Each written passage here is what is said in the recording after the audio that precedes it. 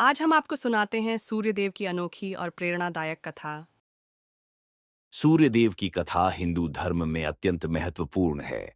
सूर्यदेव, जिन्हें आदित्य भी कहा जाता है, ऋग्वेद के प्रमुख देवताओं में से एक हैं। वे प्रकाश, ऊर्जा और जीवन के प्रतीक माने जाते हैं। उनकी कथा अनुशासन, भक्ति और ब्रह्मांडीय संतुलन का महत्व सिखाती है। सूर्यदेव कश्यप, आशी और अदिति के पुत्र हैं। वे 7 घोड़ों द्वारा खींचे गए रथ पर सवार रहते हैं, जो प्रकाश के 7 रंगों या सप्ताह के 7 दिनों का प्रतीक हैं। वे संसार को आलोकित करते हैं और समय का संचालन करते हैं।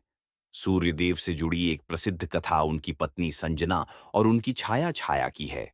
संजना सूर्य की तीव्र तपन सहन नहीं कर पाईं और अपने पिता के घर चली गईं। उन्होंने अपनी छाया छाया को सूर्य के पास छोड़ दिया। सूर्य इस छल को न जानकर छाया के साथ रहने लगे और उनसे शनिदेव जैसे पुत्र हुए। जब सूर्य को इस सच्चाई का पता चला, तो उन्होंने संजना को खोजा और अपने तेज को कम करने के लिए तपस्या की। यह कथा विनम्रता और प्रेम के लिए परिवर्तन की प्रेरणा देती है।